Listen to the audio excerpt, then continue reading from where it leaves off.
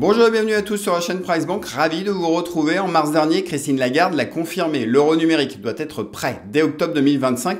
Cette monnaie de banque centrale va changer notre manière de payer. Pour certains, c'est une avancée technologique majeure. Pour d'autres, cette monnaie 2.0 pourrait nous faire basculer dans un monde de plus en plus orwellien, un monde sous surveillance où nos libertés seraient progressivement réduites. Alors pour bien comprendre ce qui se trame derrière notre dos, voyons ensemble comment fonctionne cet euro numérique, quels sont les atouts et les arguments mis en avant par la BCE, mais aussi les objectifs plus officieux que redoutent de plus en plus de particuliers et d'entreprises. Vous allez le voir, même les banques ne voient pas l'arrivée de cette monnaie numérique forcément d'un très bon œil. Alors si ce type de sujet vous intéresse, eh bien posez-vous quelques minutes, abonnez-vous à la chaîne, allez c'est parti.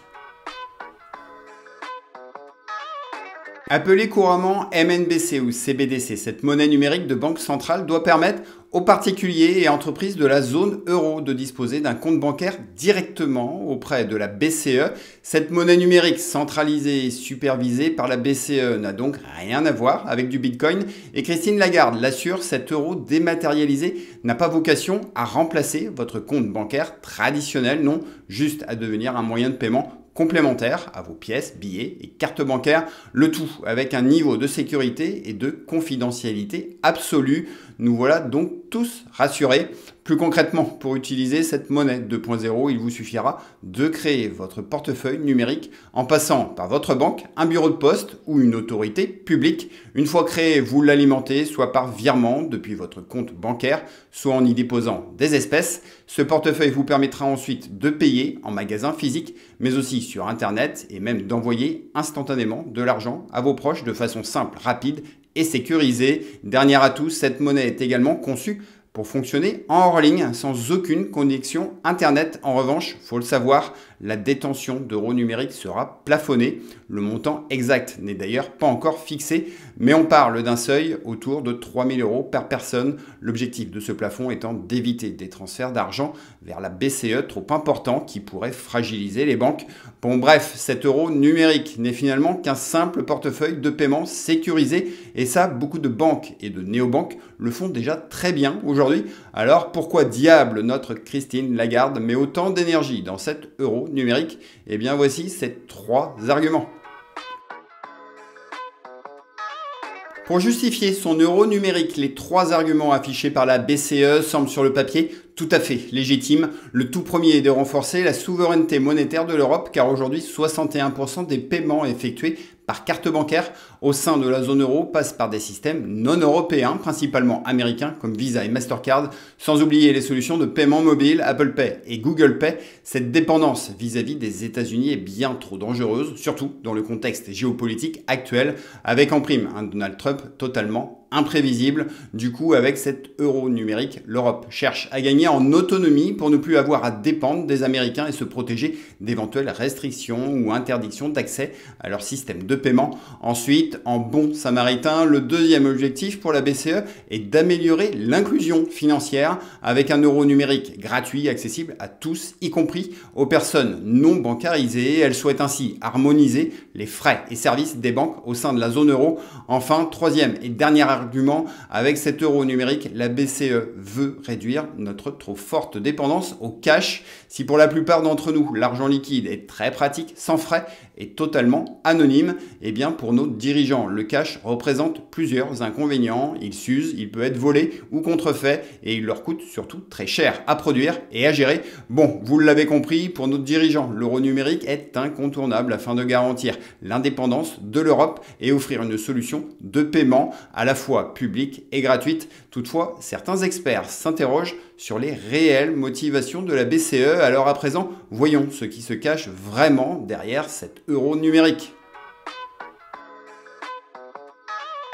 L'arrivée de cet euro numérique ne plaît pas à tout le monde et l'une des principales craintes concerne la protection de la vie privée avec la peur d'une monnaie traçable et contrôlable à distance. Alors si bien sûr la BCE assure que vos données seront protégées et qu'il sera impossible de vous identifier, de surveiller vos achats, ne soyons pas dupes, les paiements digitaux demeurent par nature bien plus traçables que le cash. Beaucoup redoutent même une surveillance renforcée progressive. Et d'ailleurs, pour Owen Simonin, spécialiste blockchain et crypto-monnaie, alias Hasher, selon lui, cette monnaie numérique de banque centrale peut devenir un levier puissant pour contrôler la population. Je vous propose de l'écouter. L'Europe n'a pas besoin d'une monnaie numérique de banque centrale basée sur la blockchain. Je pense que ça lui permet simplement de regagner encore plus de contrôle sur tous ceux qui l'utiliseront. Et je prends un pari, que George Orwell m'en soit témoin. Je pense que c'est une bonne excuse pour interdire le cash d'ici quelques années, forcer les gens à utiliser un euro numérique. Et à ce moment-là, quand on interdit le cash, on enlève encore de la privacy et on va dire l'anonymat, c'est pas le bon terme, mais surtout d'un respect de la vie privée, de ce que les gens vont faire de leur argent. Non, en fait, derrière les beaux discours de la BCE, la réalité, c'est qu'elle ne veut ni cash, ni bitcoin, non. Elle veut contrôler les flux financiers du début à la fin.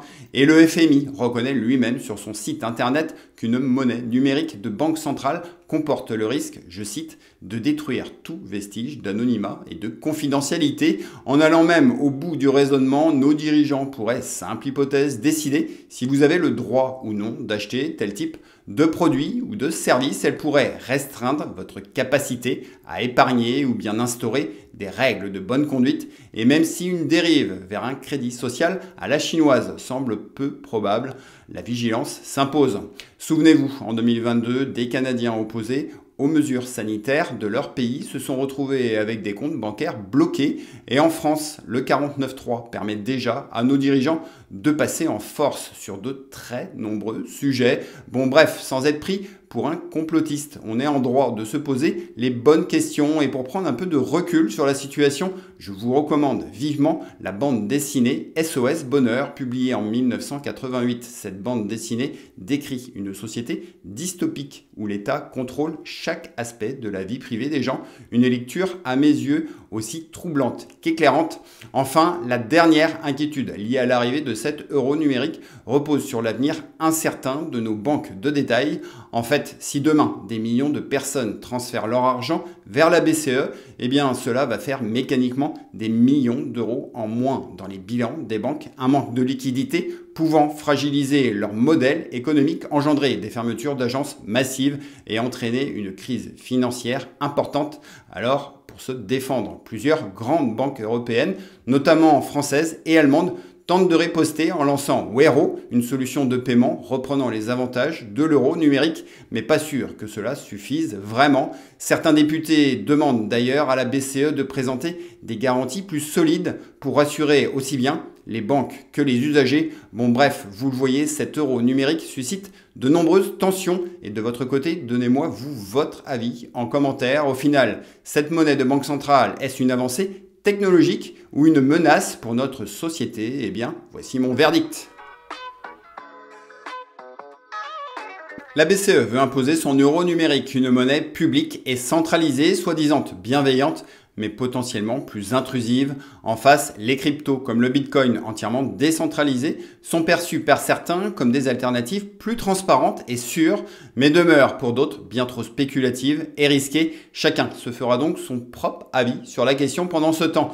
La Chine a déjà lancé son yuan numérique et les États-Unis planchent eux aussi sur leur digital dollar. Chez nous, l'euro numérique est prévu officiellement pour octobre 2025, mais son déploiement devrait s'étaler jusqu'en 2026, voire 2027. Du coup, pour vous protéger de cette monnaie de banque centrale, certains experts ou conseillers recommandent parfois d'ouvrir un compte à l'étranger, de conserver du cash, d'investir dans l'or ou le Bitcoin. Mais attention, pour imposer son euro numérique, la BCE va durcir progressivement les réglementations autour de la détention de crypto-monnaies, mais aussi du cash ou de toute autre forme de monnaie électronique. L'Union européenne va devoir toutefois veiller à ne pas se montrer trop autoritaire, au risque de se mettre ses concitoyens à dos et venir fragiliser un peu plus nos institutions.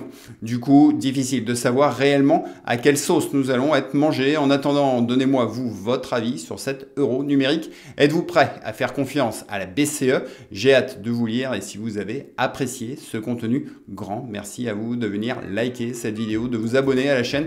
Retrouvez en description toutes les sources utilisées pour réaliser cette vidéo. Sur ce, à très bientôt les amis et rappelez-vous qu'avec PriceBank, faites les bons choix pour votre argent, pour des finances comprises et assumées. Ciao à vous!